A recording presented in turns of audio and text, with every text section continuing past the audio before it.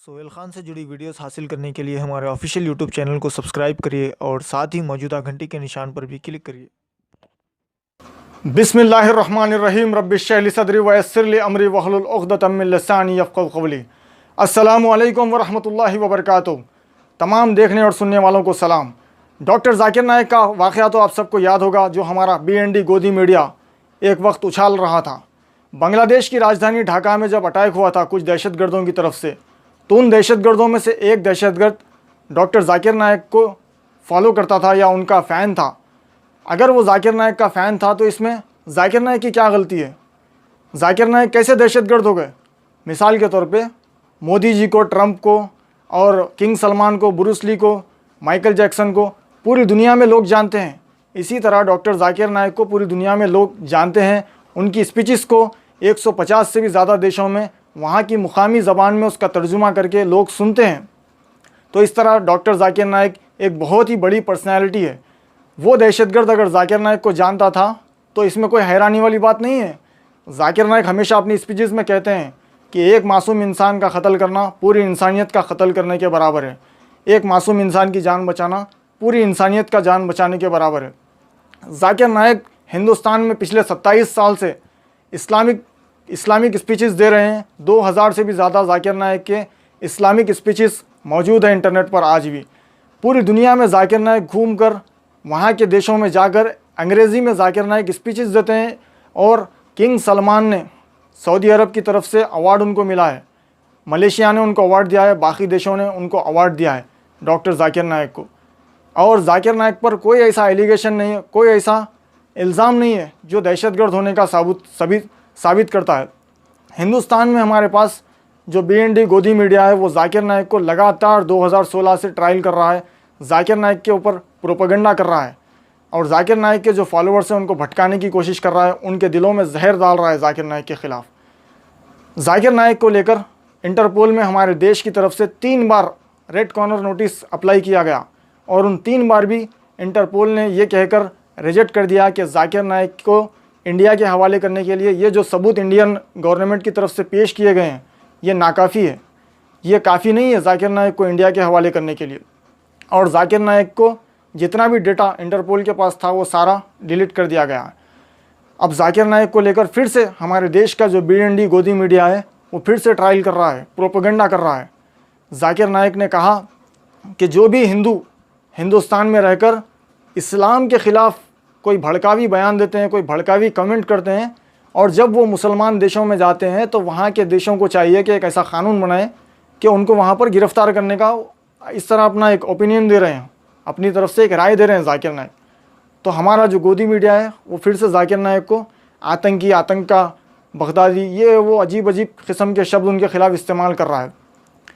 अगर मैं एक मुसलमान होने की हैसियत से जाकिर नाइक के इस बयान को देखता हूँ कि जो भी हिंदू इस्लाम के ख़िलाफ़ कोई बयान देगा और वो मुसलमान देशों में जाएगा तो उसको वहाँ पर गिरफ़्तार करना चाहिए।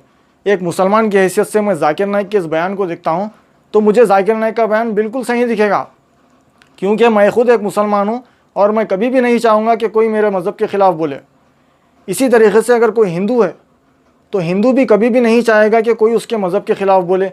कोई ईसाई ये नहीं चाहेगा कि कभी कोई इसके मज़हब के ख़िलाफ़ बोले। इंडियन गोदी मीडिया जाकिर नाइक को ये लेकर पेश कर रहा है कि ये मुसलमान देशों को भटका रहा है, मुसलमान देशों के जो हिंदू मुसलमान देशों में जा रहे हैं उनके ख़िलाफ़ कार्रवाई की मांग कर रहा है। इंडियन मीडिया ये क्यों नहीं कह रहा कि जो हिंदू हिंदुस्तान में रहकर इस्लाम विरोधी बयान दे रहे हैं उनको नहीं देना चाहिए? आपने देखा होगा कि कुछ दिन पहले अरब देशों से काफ़ी लोगों ने आवाज़ उठाई कि एक शख्स है, उसने बयान दिया, अरब देशों की जो महिलाएं हैं उनके ख़िलाफ़ बहुत ही घटिया और भद्दा बयान दिया है। एक BJP का बड़ा लीडर है, उसने इस तरह के बयान दिए।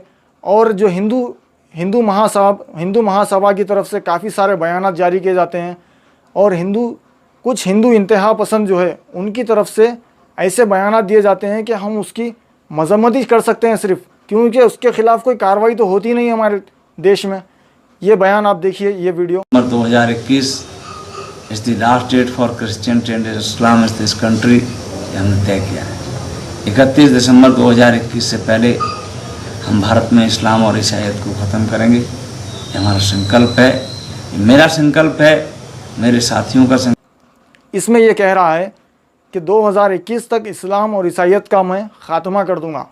जब इस पर कार्रवाई नहीं होती है तो बाहर के देशों को मजबूरन आवाज़ उठाना पड़ता है। जब अरब देशों पर इस तरह के ट्वीट करने वाले लोग, इनके ऊपर कार्रवाई नहीं होती है तो मजबूर होकर उनको बाहर के देशों से आवाज़ उठाना पड़ता है। जब कोई कहता है कि इस्लाम की जो मुक़द्दस इबादत गाहें हैं उनको मैं तोप लगाकर उड़ा दूंगा, और जब उन पर कोई कार्रवाई नहीं होती है तो मजबूर होकर जाकिर नाइक और बाकी मुसलमान अरब देशों से आवाज़ उठती है। जब कोई कहता है कि मैं हरी किताब को हिंदुस्तान में बैन कर दूंगा, तो उस पर जब कोई कार्रवाई नहीं होती है तब मजबूर होकर बाहर के देश वाले आवाज़ उठाते हैं। जाकिर नाइक को हिंदुस्तान में हिंदू, मुसलमान, सिख, ईसाई सभी लोग पसंद करते हैं।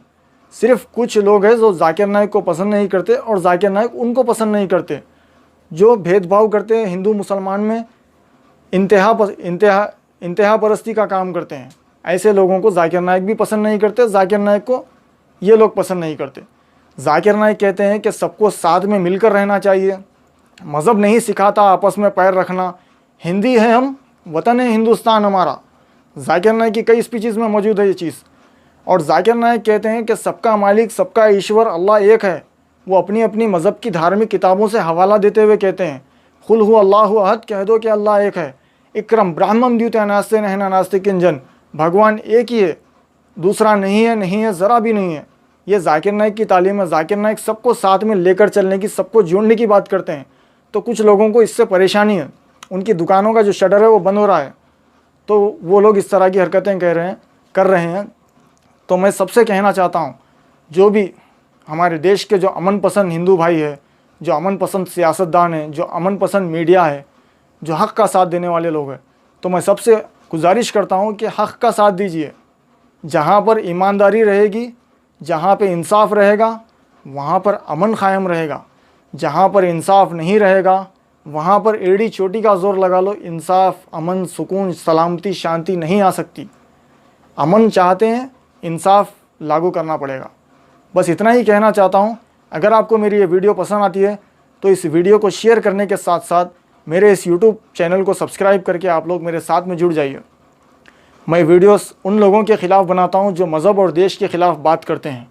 मेरा पिछले 4 साल से यही एजेंडा रहा है। अस्सलामु अलैकुम।